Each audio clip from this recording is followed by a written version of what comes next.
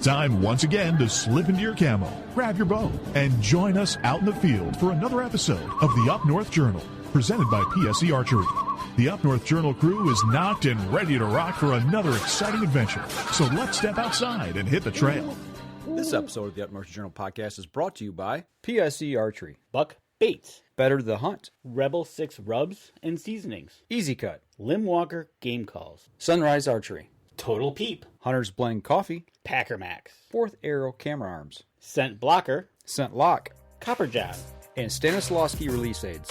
Welcome back to another episode of the Up North Journal. Everybody, I'm your host, Mike Adams, sitting in the cabin tonight on a great Michigan weekend with Dan DeFall. Danny, my man, what is going on? Oh, man, I tell you what, it's fall. Well, it feels like fall. It's not fall. It'll be fall on Tuesday. But I tell you what, it was a good weekend to be out. I was getting everything done outside, so I don't have to worry about it come October. Right.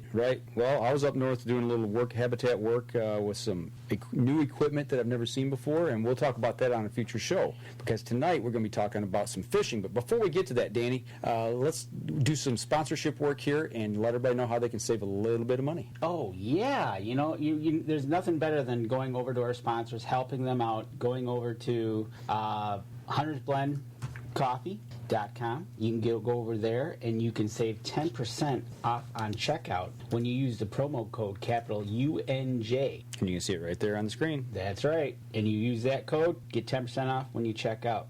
But don't stop there. Go on over to Buck Baits. Go over there, use the promo code Up North Journal, and you can get 20% off your order when you check out there at buckbaits.com. But you know what? It's grilling season. It's anytime it's grilling season. Anytime's grilling season. Absolutely. And you can get over to Rebel 6 Rubs. And when you check out there, you can get 20% off there using the promo code North Journal when you go over to rebel6rubs.com. All right, there you go, folks. And don't forget our other sponsors as well. It's archery season, PSC. Get over to your pro shops, get your bows tuned, get ready, get set up, and get ready to rock. But tonight, we're talking fishing. And Danny, you have talked with our guest and kind of got things set up tonight. And yeah, you know what? We've been talking with Yamaha Pro anglers throughout since May, and lo and behold, we got another one on tonight. He is a walleye pro fisherman, all the way from Fargo, North Dakota. See, I didn't screw that up like I would of Virginia or something like that. Right. But Spencer Deutz, how's it going? It's going good. How are you guys? Thanks for having me. First off, did he get your last name right? No. What is it? Deutz. Deutz. I knew you. Close. I had to go with the E or the I. I'm like... You got Fargo, North Dakota. I did. I'll give you that. Welcome to the show tonight, Spencer. Good to have you. Yeah, thanks for having me. I'm excited. You know what? It is exciting when we have you guys from Yamaha, and we've been talking with you guys, whether you're on the walleye side or the bass side, and having you on has been great fun, because it's great to hear how you guys, and now you're going to be real exceptional here, because you're out in Fargo, and that's kind of intriguing to me, as to, you're not like in the Midwest area or nothing like that, but how in the heck did you end up getting into pro fishing? You know, I grew up fishing with my dad. Just ever since, he would take me all the time when we were young. He'd actually pull me out of school, and we'd go fishing for the evening, just for the day. And I grew up playing sports. Hockey was my big sport, so we're very competitive. I had a brother who was about 18 months old, so I had to be competitive to keep up with him, right? Right, exactly. And just fish all the time, and you're competitive. You wanna compete, and I followed online all the circuits, all the top guys. Ever since I was, junior high school, really, and I'm like, you know what, I want to do that someday. And I just kept working at it and putting myself in the right places at the right time, and things have just come together really nice. That is awesome. Now, you said you were watching the circuits and everything. Was that the bass circuits, or were you always following the walleye circuit? All walleye. Yeah. Okay, so that leads me to my next question: is why walleye instead of bass? That's just what's here. We do have bass over in Minnesota.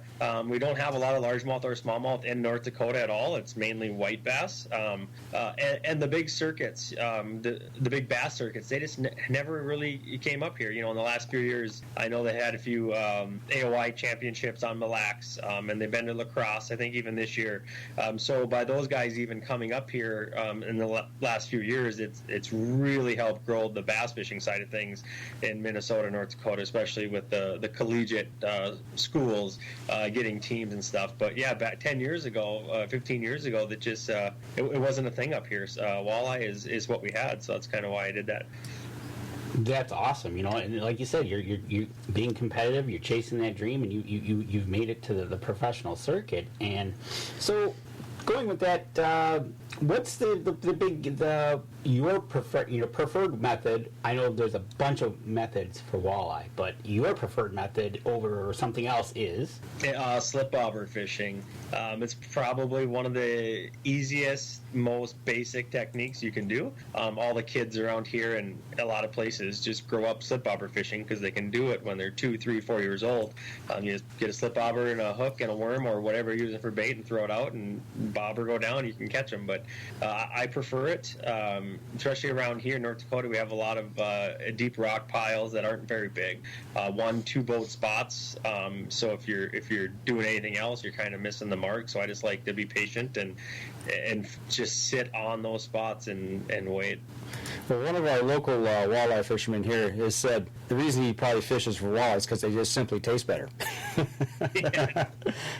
Better than bass anyway, right? Yeah, I think most people would agree to that. Right on. Right, exactly. Because last weekend we were invited to a big walleye fest dinner, and Tammy, who's on the live stream with us, provided, they cooked, it was over 100 pounds of walleye for us, for the group that was there. And you're right, you can't beat fresh walleye, not going to lie. Absolutely. So getting out there on the circuit, moving around there in North Dakota, when we talked to you at the beginning of the show, you talked about fishing a couple of different circuits kind of from year to year, but you mainly stay right there in the Dakotas and Minnesota. You come over maybe to Lake Erie is probably as far as you come over this way. Is that right? Yep, we've been out there 2 times, and everyone says, oh, it's going to be, you're going to need 7, 8, 9 pound average. And both times we've been out there, they've had huge blows from the north, and I think we're fishing out of Huron, and it was just chocolate milk. You could mark them. It was just, you just couldn't catch them because the water was so dirty. So I had been out to Erie twice, and I just haven't had great luck, great fishing out there. Now, another question I have, okay, you've been down to Erie. Have you been up to the Upper Peninsula, Big Bay, Little Bay, Denok, off Escanaba there? No, I've fished tournaments out of Green Bay, but I have not been that far north. Okay, all right. Because that's another great fishing spot that we hear all about for walleye and stuff like that, coming back down to the Saginaw Bay as well. But but you doing, making that trek over from Fargo to Lake Erie is a nice little ride, not going to lie. Oh, it's about 14 hours, not too bad. The tolls are really what gets a guy mad. Okay, I can see that. Yeah. I can definitely see that when the tolls start adding up. It's just one of those things. But North Dakota, Minnesota, Wisconsin, nothing, and then it's just bam. So how did you do your last tournament? You had a tournament last couple weeks ago, and you got one coming up soon. Yep. So we have our championship tournament coming up next weekend. We had the 4th one of the year last week or 2 weeks ago, and that was Missouri River. It's an awesome system. There's all sorts, any type of fish that lives in that system. And we were finished in the middle of the pack. It wasn't the best tournament for us. And where's the championship going to be held at next week? In Devil's Lake. Devil's Lake. Okay, cool. You getting excited for that? You're going to head out, do some pre-fishing, and get it all lined up, ready to go? Yep. Very shortly here, I'd consider it my home body of water, so I do know it pretty well. It should be a very good bite, a lot of big fish being caught. As the water cools down, the temperatures cool down, the bigger fish become more active, so it should be a lot of fun. Oh, excellent. It's always good to hear, when you call it your home, body, you probably feel more comfortable anyways, knowing that, instead of having to figure out a new body and kind of start off with a blank slate and say, okay, where do I go now? Right, but sometimes that's even better. So like on Devil's Lake or any lake that you fished hundreds of or 1,000 times or what have you, sometimes you get stuck fishing memories and it actually hurts you. You're talking to yourself a lot out of the boat, aren't you? I know, especially if it's not going well. You're like, oh, remember here, there, and you have 50, 60 spots for the last 10 years, you know. If you go to a new body water, you don't have that, right? So you can only fish what you know for the last 3-4 days. So yeah, it can hurt you. It can. You just got to be smart about what you're doing. That's the old right shoulder says do it, left shoulder says don't do it. Right. Well, looking at what you're talking about, the memories of different lakes and where you've had success or you've not had success. I'm not real familiar with those bodies of waters out there, but here, at least around here in the Great Lakes, the water levels here are historically high right now. Are you having similar issues out there where things like that are changing your fishing patterns? It does. It changes. Well, let's just take Devil's Lake, for example. It's back it almost dried up. 25 years ago, it was almost nothing. And then it flooded. A lot of farmers lost their land, their homes. A lot of people lost their houses. They had to build the dike around the whole town. And it fluctuates. Like 2009, I believe it was, I don't know exactly, but it had to be, 5, 6, 7 feet higher than what it is now. And it just up and down 3-4 feet is kind of what it fluctuates every year. But it's, you're fishing sunken roads. It's funny because my dad, I actually was born there. We lived there for a year and then we moved, so I didn't live there very long. But a spot that we do fish, it's a popular spot. It's a sunken highway, sunken road. And my dad would drive from Devil's Lake to this town called Minnewacan every day on this road. And he would hunt geese and duck right off that road. And now it's a good fishing spot, and it's 15, 16 feet underwater on the top of that road. That is incredible. That's wild. I was just listening to you explain that, and you going, but then just to say your dad used to hunt over that road is like, wait a minute. It's crazy. Yeah. And now you're fishing it. Okay, so now going with that thought, do you think because of the road bed and whatever's been put on top for the road has created the habitat best for walleye there? Right, it's just perfect structure, right? So you got this nice gravel bottom, the ditches, like any gravel roadbed, you're going to have your approaches, you're going to have your culverts that are going to have rock in there, right? So the bait fish are going to be hanging around in there. It's a perfect place just for the bait. All year long they catch them. It's not early or late. They just chase all that bait. Interesting thing about Devil's Lake is there's a lot of trees, and it has freshwater shrimp in it, actually. Wow. So the walleyes just gorge themselves on the freshwater shrimp, and they're not very big. They're really small. But if you fillet a walleye open, it's going to have a ton of freshwater shrimp. And those shrimp like to hang around the trees.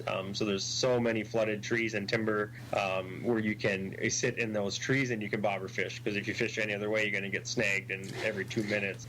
And you can catch them in the middle of the trees and 2, 3, 4 feet of water. I was just about to say, by you saying that, I can just imagine all the lures that are hung up in those trees. Oh, it's crazy. We were like, can you imagine if you were like scuba diving or something? How many you go, like if you're trolling a rock, an old shoreline. We like to troll old shorelines because the old lake, you have people have these nice cabins and homes, and they have all this riprap and rock that they brought in for landscaping. Well, that's 15 feet underwater now, so you control that with crankbaits, and you can. I mean, you're going through 20 to 40 crankbaits a day. Yeah, and that's one of the things. You'd be like a golf ball guy, golf ball pond, like right. Like there. You go diving for lures, right? But same thing. Yep. That is awesome. I tell you what, we're coming up on our first break of the night, and when we come back, we're going to talk about you and Yamaha. All right, we're going to take a quick break. We're going to step outside. We'll be right back after this, folks.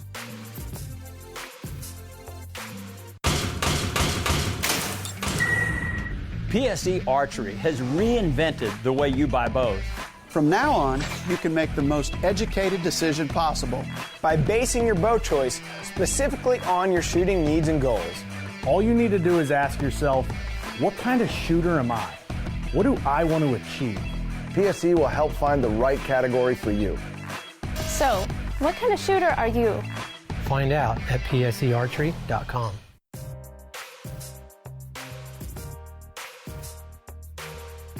Welcome back. Second segment of the show, talking about fishing sunken roads.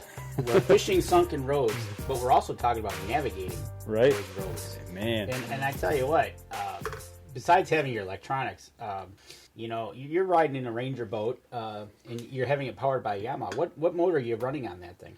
This year I have the F300 XCA. I run a 620 Ranger, and they switched the design a little bit this year, so they were able to power it through 300. So this is my first year with that engine. The previous years, it was only powered to a 250. So then I was running the VF 250 XA, which is their show engine that I had been running previously. And how you like it? Talk to us about it, because that one of the things we talk about Yamaha is dependability. We just talked about how big that lake is, 70, 80 miles. Dependability, gas mileage, and everything that you need to depend on that motor. Right. It's that the F300, the XCA, the offshore brand or line of engines. Their reliability, dependability, and their fuel mileage. It's phenomenal. We had a tournament out on Lake Sakakawea, which is western North Dakota. Huge body of water about a month and a half ago, and I ran wide open for 130 miles, and I still had gas when I got back, and a lot of the other guys had to back off to save some fuel. So the fuel mileage in that engine, I don't believe there's one out there that can compete with it. And that's one of the things we've talked about in months previous, talking to your fellow Yamaha anglers that have been on, and that's one of the best things is the gas mileage, because when you're making that long run, I don't think you're going to be wanting to look for a gas station. Well, that's one of the things that they've mentioned, and things that I really didn't think about. I know, because here on the smaller lakes we don't make big runs like that, and you don't really worry about it. But where you guys are, you're making runs. That's key for you guys, right? It is. It's key. And you sometimes there's stops to get gas along the way. But if you don't have to do that, because if you're stopping at gas and there's only one stop along the way, there's 50 guys standing there. You know what I mean? So it's a long wait. So just to not be able to do that and bypass that, it's a significant amount of time that we save. And not even in time, just the amount of money spent on gas, right? Right.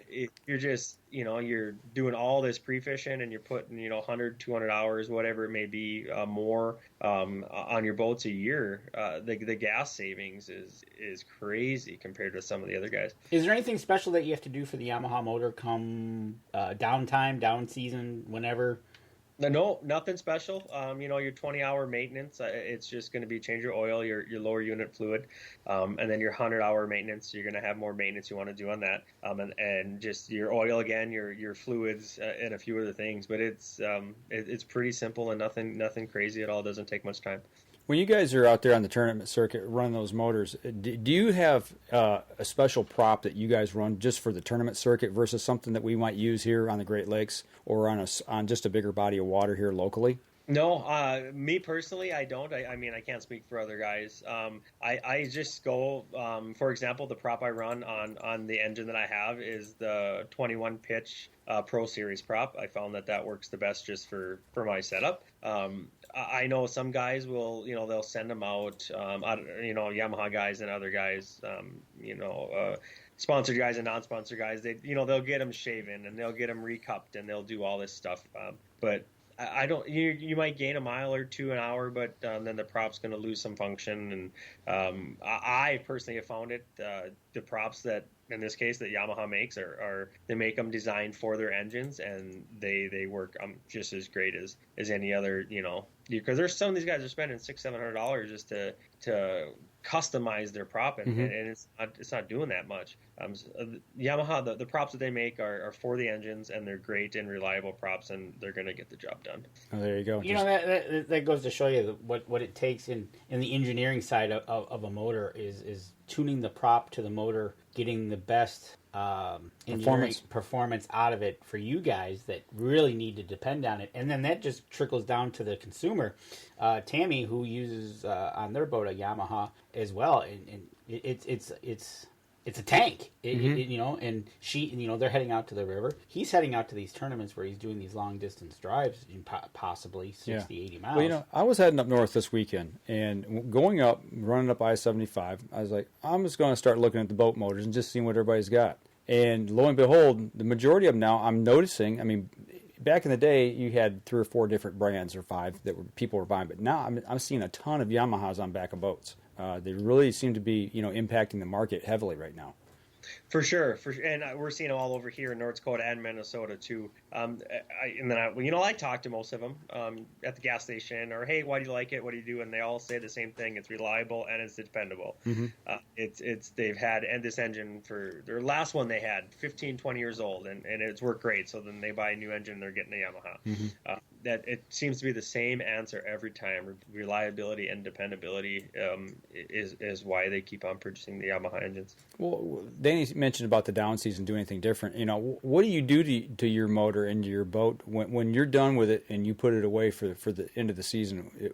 Is there anything that what's kind of your routine? I mean, anything special that people really need to pay attention to that they might not think about? So every engine's going to be different.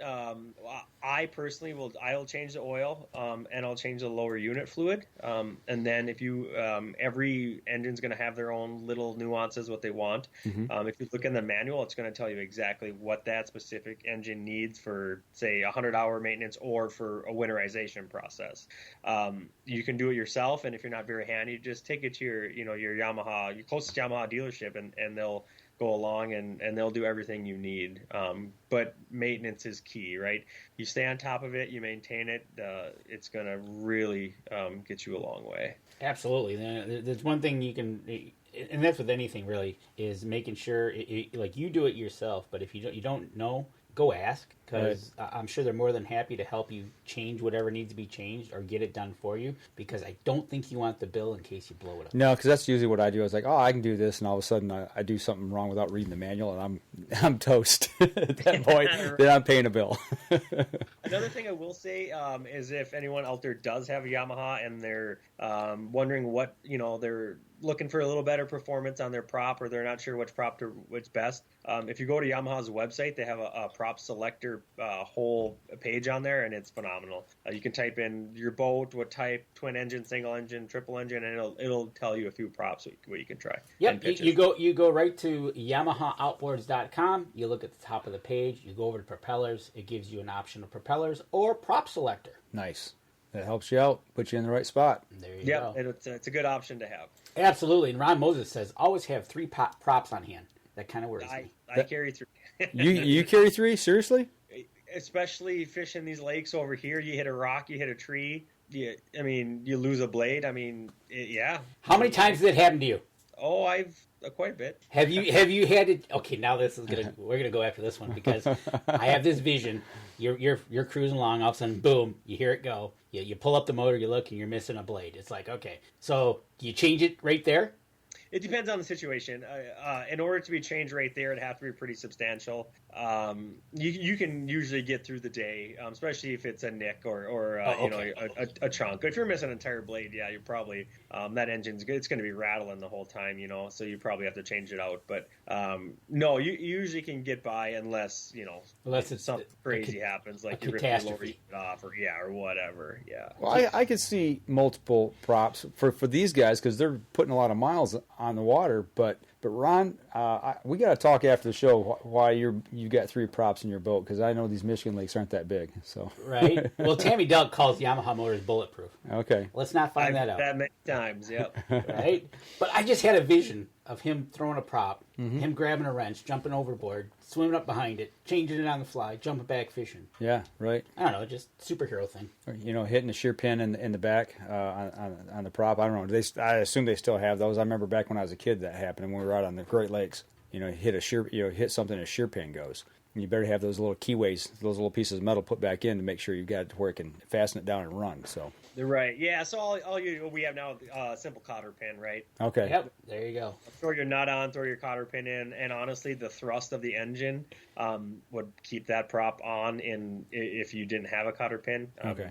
Gotcha. But obviously, for many reasons, you want it. But if it was an emergency situation, you didn't have one, you'd probably be okay. Okay. All right. I just. I can see the wheels spinning. Yeah, they're spinning. And that's one of the things. It's just like you said, Yamaha Motors, dependability, reliability, all rolled up into one. And we've talked about the engineering that goes into these. It's not a mismatch of throw a engine together and throw it out to the public. It's really been fine tuned. That's the one thing I've learned this year. Yeah, is the one thing we've taken from the interviews we've had with all the guys so far this year. is Yamaha has really gotten into their engineering and actually asking the anglers, right? Show us what you need, show us what you do, and we'll try to make it better. Right on. I guess the one thing that I learned tonight from you, Spencer, is the fact you're talking about the gas mileage. We talked about. I never thought about making those long runs and worrying about fuel mileage. But the other thing I didn't think about was, if you go into a place to get fuel and there's only one place on that lake, everybody's there. It's like the big gas line waiting. I got to imagine that just burns a ton of time. It does, and you can choose, right? Do you go before you start fishing, or do you fish and you get it on the way back, right? Uh-huh. So, I mean, if you're like, hey, we'll get it on the way back, well, that's a risk too, because if it's a long line, you don't know how much time you need to get in. Right. So now you're risking even making it back. So there's a lot that goes into it. Wow. That's awesome. I'll tell you, let's take a break, Danny. We come back. We got a couple questions I'd like to have them answer that we've got from some of the listeners and viewers here, and then we'll jump into something that's really passionate that he's involved with. Exactly. And, just for everybody out there, if you go on over and you've got more questions about Yamaha themselves, go on over to YamahaOutboards.com, and then you can go to their website there and find out where you can go look at one. All right. We're going to take a step outside. We'll be right back after this. PSE Archery has always dominated the speed category. Now, the most revolutionary cam system ever to hit the market has perfected the shooting experience. Introducing PSE's Evolve Cam System, featuring extremely high let-off capabilities and the smoothest draw cycle in history. No other cam system has ever delivered this level of total comfort and total control.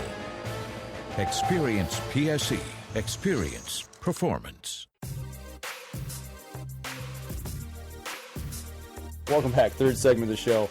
We're talking here in the commercial break a little bit. We got some questions from some of the listeners and viewers out there, and I saw this one from one of our reliable people that's always out there listening every week, Ron Moses, and he's talking back about with the sunken road that you guys are fishing where the flooding and everything was. He said, so do you use a Garmin road map or a Hummingbird to chart the waters there?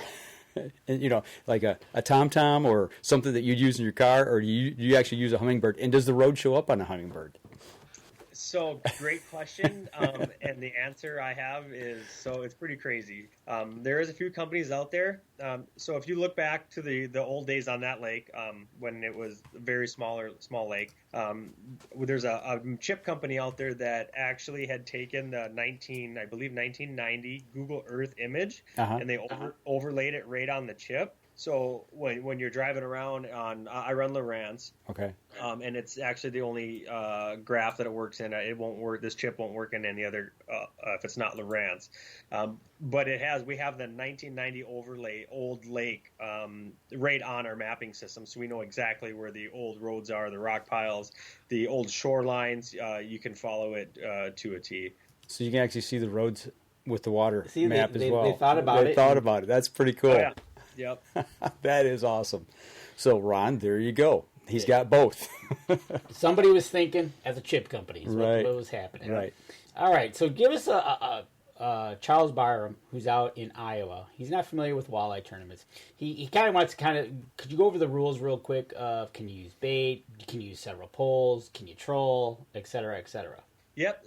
So let's go with the poles question. Whatever the state law allows, that's where we're able. If you can use two Minnesota, you're only allowed one rod per angler, so you can use one there. So Minnesota, I believe, is the only state that we fish that we're only allowed one. So other than that, it's usually two.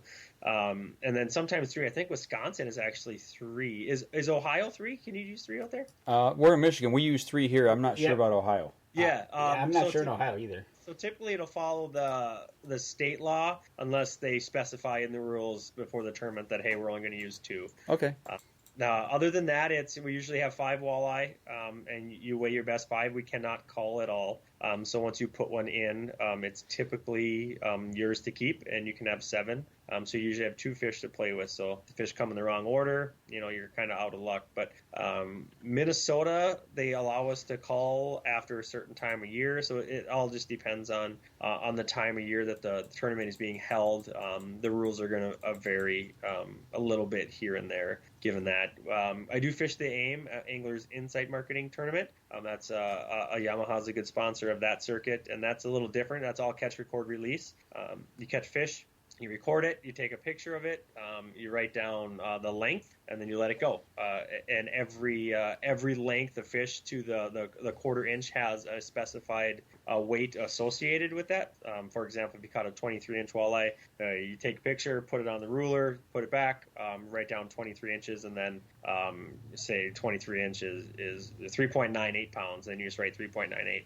So we fished a couple of those tournaments as well. So there's depends on the circuit, time of year, and location. Really, all those questions can have varied answers. Okay. Well, you said like the one state you're talking about it was a 5 fish limit on for your weigh-in. What would be a good average bag limit in that state? I mean, that you would say. It's going to depend on. What's that? Depend on the lake. Depends on the lake. Okay. Okay. Let's just take Devil's Lake. Yeah, the lake and time of year. If you take Devil's Lake, for example, you're always shooting for 20 pounds, right? So you want a 4-pound average. To win a tournament there, recently it's been upwards of 28 to 33 pounds. So your 5 to 6 pound average just to win. So that's what it would take to win there. Like Lake Sakakawea, it very similar as well. That's kind of the same. And then the Missouri River system. If you're in North Dakota, it's going to we just had a tournament there 2 weeks ago, and it took 38 pounds to win for 5 fish, which is crazy. It has never been that high. So the fishing is getting better. The tournaments we fish in South Dakota, they have different rules, so you can only have 2 fish over 20 inches. Okay. And then your other 3 fish that you weigh in have to be under 20 inches. So you're looking for those 19 and a quarter, 19 3/4 inch fish. As close as you can get to it without going over. Yeah, and they grow, right? You put a fish in the live well, you catch one, you measure it. That fish is going to be under some stress, right? So it's going to shrink a little bit. You put it in a live well for 3-4 hours, and it relaxes. It's going to grow like 1/4 inch. That's not uncommon. So you better be certain. That's wild. Okay, that's like man. You go to Vegas too and play the odds here, the odds out there or what? Wow. Oh, speaking of that, do you ice fish? I do. I don't take it nearly as serious as I do the summer stuff. I do it more just having fun, having a good time with some friends and family. But yeah, I'll go. My dad ice fishes every weekend, so I'll go with him every now and then as well. But yeah, no, we definitely do it. Well, speaking of having fun and doing a little recreational fishing with friends, family, and kids and all that, you're very passionate about working with the youth and getting youth involved. We want to make sure that we give you plenty of time to talk about that and how you're involved with a special organization. Can you tell us a little bit about it? Yep, definitely. So since 2009, 2010, I've been working with the National Professional Anglers Association. Their website's mpaa.net, and they have a Future Angler Foundation is their foundation on the side, and we work with them as well. And our goal is just to get, to grow the sport through education and outreach. We want to reach as many as kids as we thought initially that, hey, we want to get as many kids involved in the sport of fishing as we possibly can. And what we've learned over the last 10 years doing these is we do these clinics. Mom and dad, grandma, grandpa, they come, they bring the kids, and all the kids are learning. But what we didn't realize was actually happening is the parents were learning just as much as the kids were. Not all these parents grew up fishing. Not all these grandparents grew up fishing. They want to learn too, so they can bring their grandson or granddaughter or son or daughter fishing. So our goal is just to get as many kids involved in the outdoors as we possibly can. Personally, my wife and I, we do some traveling around the Midwest, and we hold 10 to 15 youth and family fishing clinics a year. And through the Future Angler Foundation, they send us rods and reels that are actually functioning, and there's line, and we give typically every kid a rod and reel and a t-shirt and a water bottle, and some tackle. And then after the clinic, and they can go out and use their rods and reels and catch some fish. So it's been a really good 10 years we probably have had over 1,000 kids for sure that we've given rods and reels to, if not more. I don't know the exact number, but it's been quite a bit. And the support from Yamaha for these youth clinics and family clinics have been I can't thank them enough. There's no way my wife and I could do this without their support. Yeah, we're flipping through the pictures here that you sent us, and you got these kids right up in the boat, showing them all the gear and everything, and then the pictures you got with them. There's this big group here. Let me put it up here right now. Every one of those kids has got the T-shirt you're talking about, and fishing rods and everything. It's just it's cool to see that many kids, participating in learning about a sport. We talk about hunting. We need hunter recruitment, but fishing is no different. We need to get these kids involved in the outdoors, and what you're doing is awesome. Yeah, I appreciate it, and it's anybody can do it. It's not just me; anybody can do it. It just takes a little bit of time, not a ton. Just go to the MPA website, contact me if you want to host a clinic in your town. I can certainly help you. I can tell you how I do mine, and I can work with you to hopefully get you rods and reels and whatever to hand out to the kids in your community. But we always say if everybody, all these fishermen who are fishing all these tournaments, just do one, right? Even if 10 kids showed up, can you imagine how many kids that would go out to? It doesn't take a lot of time or effort to reach a significant amount of to kids and families. We just need the people to step up and say, hey, I'll do one. And the support is there. And you're right. And that's one of the things, Mike and I, coming out of the ATA show for archery last year, actually a couple of years ago, but it's kind of considered, our motto is kind of, with our working out and trying to become better healthy, is get off the couch. And this kind of flows right into that, is whether it be hunting or in this case fishing, get off the couch, get your children and even as adults, get off the couch, get out fishing during the summer. Yeah, well, what better way than getting out there? If you're sitting on a shore, that's fine. If you can get a boat, that's fine.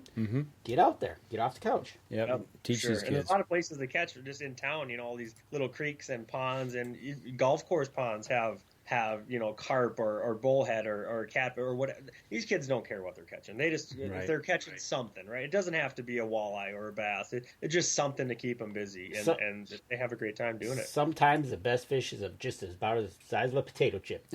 Right. That's exactly it. One question we do have: you've been doing this, you said, for 10 years. Roughly, yep. Have you had any of the children stay through adulthood, come back, say, "Hey, I was in your class X"? Have you had any of that? A few times, yep. And I've actually had one that asked about hosting a clinic, right? So another cool little thing is there's an organization over here.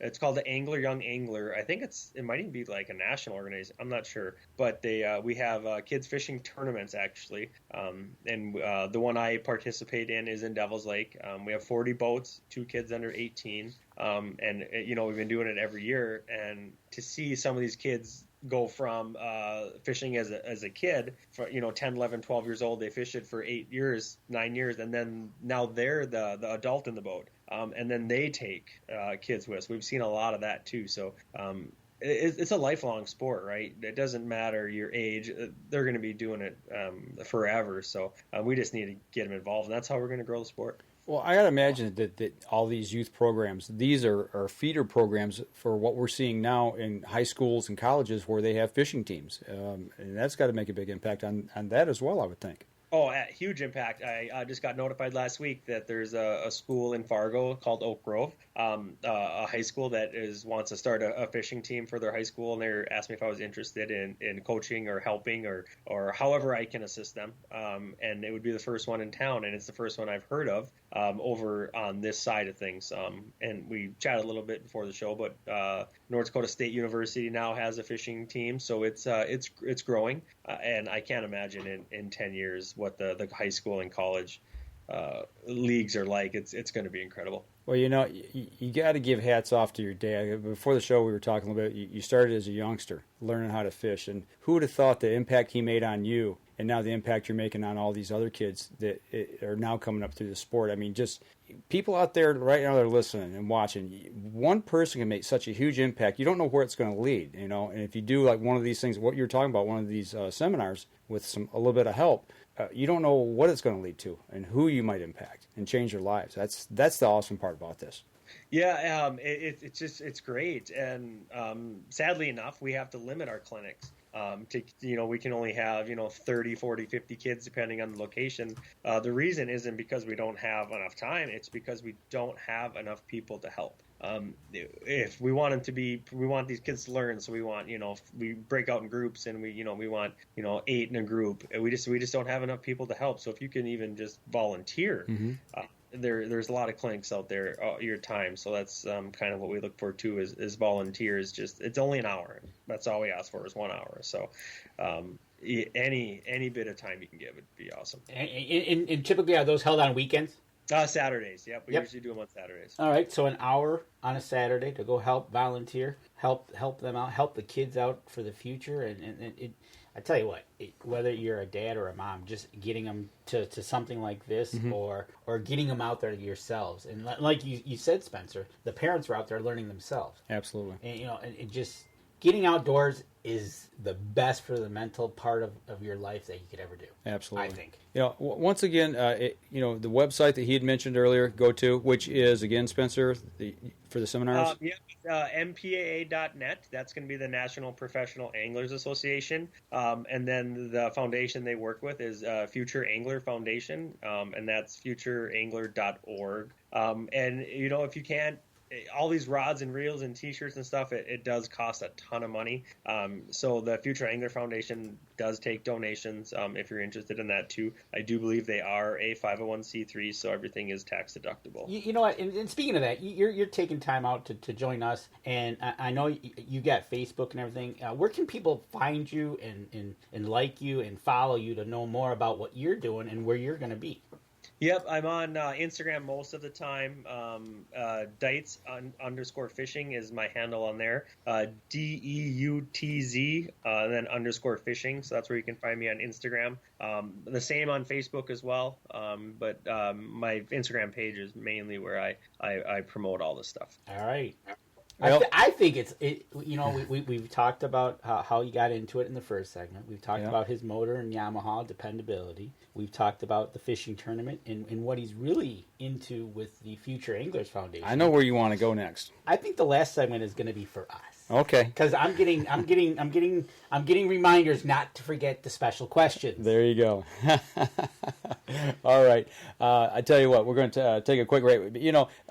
If you can't find an organization online, like he just mentioned, go to your local fishing shop, your local bait shop. Start asking questions. Just absolutely make an impact. So we're going to step outside, take a quick break. We come back. We're going to ask a couple questions that we always like to ask our guests, and we'll do that right after this.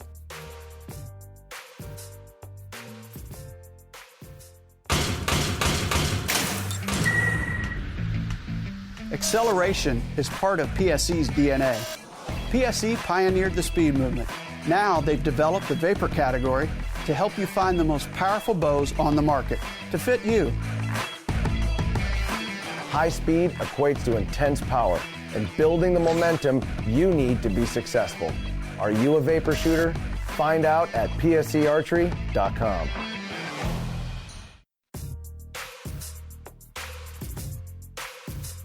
Welcome back. Last segment of the show, the part of the show that Danny just waits for every week. You know what? I tell you what. We talk with our guests, and we listen to them, and we talk and throw questions at them. But it's our turn. All now right. we got to find out really about Spencer. All right. To find out what really makes Spencer the fisherman that he is in this case. All right. So we typically ask our interviewees some questions. Okay. First question is, obviously, you've been to Lake Erie and you've been traveling 14 plus hours, and you're driving along, you're pulling your boat and listen to it.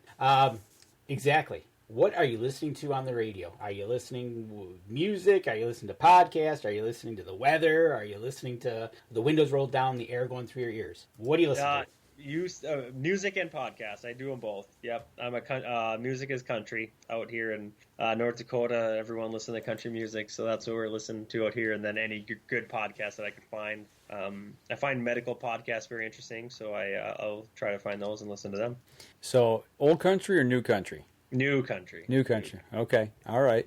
One of those kind of guys. Hey, there's nothing wrong with new country. I'm more old country, but I know you're more old country. As long as it isn't rap, we're good.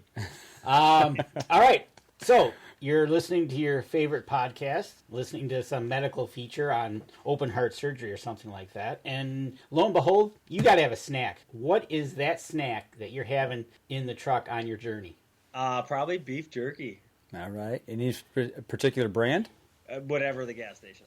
There you go, the gas station kind of guy. Teriyaki, right? Nice. Yeah, right. That's good stuff. There you go. And actually, Ron Moses says the size fish is perfect for a Ritz cracker. Oh, there you go. The potato chip size. There you go. Well, speaking of food, let's say Danny and I were invited over to your house for an evening for maybe some fishing or maybe shooting some archery in the backyard, whatever it may be. And you say, guys, I'm going to cook you dinner. I'm going to cook you some wild game food, whether it be the kind that's on land or the kind that's in the water. What would you cook for us and why? I'm usually, if it's a good group of people, I'm usually just frying walleye. Actually, it's and why? Because I have a lot and it's easy. Okay, how do you prepare it? Any special way? Everybody loves it. Right. Yeah, so we do it a little different. I'll probably shout out to Zane Axman. He taught me this, but we just bread it in your standard short lunch or whatever you want for that, and then you double bread it again with Ritz crackers. So you chop up Ritz crackers and then bread that over the top of your shore lunch, and then you're just frying it in your oil, and it really does a trick. Sounds good. Sounds yummy. you know what? And okay, so we've just finished that wonderful walleye dinner. We're gonna kick back around the fire, and you're gonna tell us your favorite story. What story would you tell us that comes to your mind, whether it be a hunting story, a fishing story, something that made an impact on your life? Oh boy, now you're really putting me on the spot, huh? Probably honestly just fishing and well, okay, so every year we would go hunting. We do a lot of waterfowl hunting, and it would be, we have this MEA break where in Minnesota, where I went to high school in Moorhead, so that's on the Minnesota side, like October 15th through 30th or 25th. Every year you get a Wednesday, Thursday, Friday off. Growing up for every grade. So we would, my brother and my dad and I would always go to my grandfather's house, and we would go hunt snow geese. And it was just religious. So my grandpa would be there, our whole family's there, and then it kind of trickles down to probably what I'm doing now, right? Just giving back to the next generation of kids in fishing.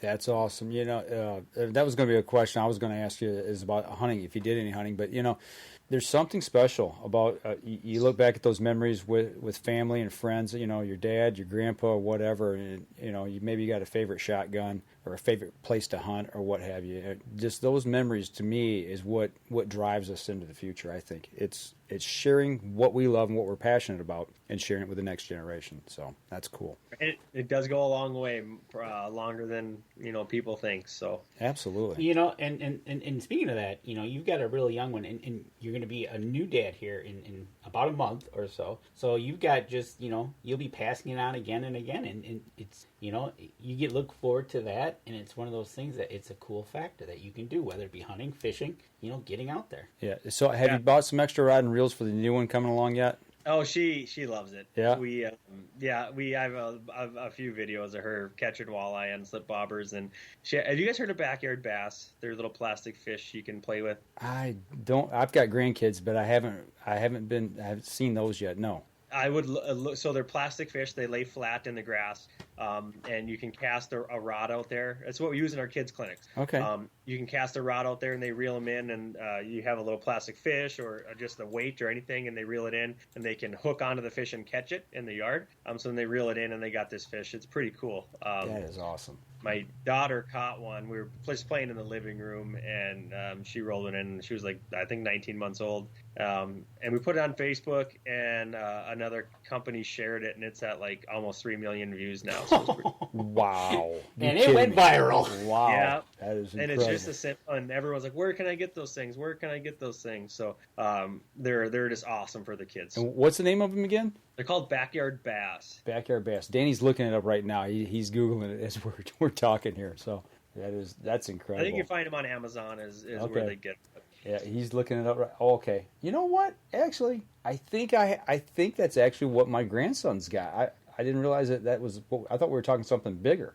Nope, they're just little plastic fish that lay flat on the grass or in the house, and you can catch them. Yeah, they're pretty cool. Yeah, his has got a little magnet, I think he uses to catch them with. That's what you catch them with. You catch them with a little magnet on the end of the pole. That is cool. That is so cool. And it goes viral. Now she's got 3 million hits. Wow. You're right. And it's crazy. They were like, I don't know, $16 for 3 of them, and then like 2 days later after that video went, they were like 90. You're kidding me. No. Do you have royalties on this? Did they send you some money? Send profits too. I have nothing. But I just shot, like, Amazon sold out. It was crazy. That's insane. That is wild. That is awesome. Speaking of, something like that, that is something. You're going to have to save that video. And when she's older, go, hey, do you know what you did when you were 19 months old? You made somebody a whole lot of money. No kidding. I got one. It was pretty crazy. And it wasn't me, and I can't send you to college. Right. Wow. Well, I tell you what, we're kind of bumping up here towards the end of the show. If we got any more questions here, if anybody's got anything. One more thing. Are you superstitious about anything in your boat? Like a banana? Banana in the boat? Okay. Okay, we talked with some of those bass fishermen. They're talking about how you're not supposed to have bananas in the boat. It's a thing. I mean, I never have bananas in the boat because we just don't eat bananas in the boat. Okay. But no. You wouldn't throw a banana in somebody else's boat, would you? No. Okay, that just brings up a question. Anything that you can tell here on the show, like a practical joke you play on another fisherman during a tournament, that you'll admit to? No. I have seen some, fun things after, on the end where guys will unhook other guys' trailers after the weigh-in, and they'll just drive off and they don't have their boat hooked up, and, just stupid things like that. But nothing, no, I got nothing. Nothing malicious, just a little good, clean fun. No. That's funny. That is good stuff. So, all right, I'll tell you what. Wait a minute, Charles got something here. It's the banana question. Okay. Yep, he'll get it in 30 seconds. Okay, all right, yeah. Charles, we've already asked that question. It just came up right after we asked it. So, I tell you what, though, for our podcast listeners, as we always like to say at the end of the show, go over to our Facebook page, our Instagram, over to Twitter and YouTube and all those. Give us a like, give us a follow, give us a share. Do the same for Spencer and his pages as well, and Yamaha's. And give us a share on the show. If you like what you're hearing, make sure that you share the podcast with everybody so we can just help spread the good word. So that'll do it for us this week. Next week, we've got Brian Anderson on from G5 talking about broadheads from right here in Michigan. So make sure you tune in again next week at 7 o'clock. Well, actually, that's for those of you on the live stream, but for the podcast, make sure you tune in again next week. That'll do it for us this week, folks. Y'all take care, and we'll see you again next week. This episode was brought to you by PSE Archery, Buck Bait, Better the Hunt, Rebel 6 Rubs and Seasonings, Easy Cut, Lim Walker Game Calls, Sunrise Archery, Total Peep, Hunter's Blend Coffee, Packer Max, Fourth Arrow Camera Arms, Scent Blocker, Scent Lock, Copper John, and Stanislawski Release Aids. Thanks for listening, and join us again here next week. Until then, remember, as we always like to say, if you're out on the water or in the woods, shoot straight and be safe. Until next week on the Up North Journal.